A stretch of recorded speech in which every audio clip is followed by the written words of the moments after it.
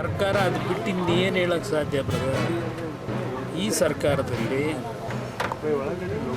ಎಲ್ಲರಿಗೂ ಗೊತ್ತಿದೆ, 224 ಜನ ಶಾಸಕರಿಗೂ ಗೊತ್ತು ಏನು ನಡೀತಿದೆ ಅಂತೇಳಿ. ಶಾಸಕರುಗಳ ಹಣೆ ಬರಲು ಅವ್ರ ಕ್ಷೇತ್ರಕ್ಕೇನಾದರೂ ಯಾವುದಾದ್ರು ಸರ್ಕಾರದ ಕಾರ್ಯಕ್ರಮಕ್ಕೆ ಹಣ ತಗೊಂಡೋಗ್ಬೇಕು ಅಂದರೆ ಈ ಎಲ್ಲ ಇಲಾಖೆಗಳಲ್ಲೂ ಹೆಚ್ಚು ಕಡಿಮೆ ಪೇಮೆಂಟ್ ಆಗಲೇಬೇಕು. ಇದು ನಡೀತಾ ಇರೋದು.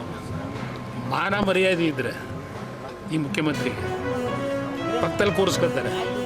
ಈಗ ಎಚ್ ಕೆ ಪಾಟೀಲ್ ಪತ್ರ ಬರೆದವರಲ್ಲ ಅಕ್ರಮ ಗಣಿಗಾರಿಕೆದು, 15-16ರಲ್ಲಿ ಇದೇ ಎಚ್ ಕೆ ಪಾಟೀಲು ರೆಕಮೆಂಡೇಶನ್ ಮಾಡ್ತಾರೆ.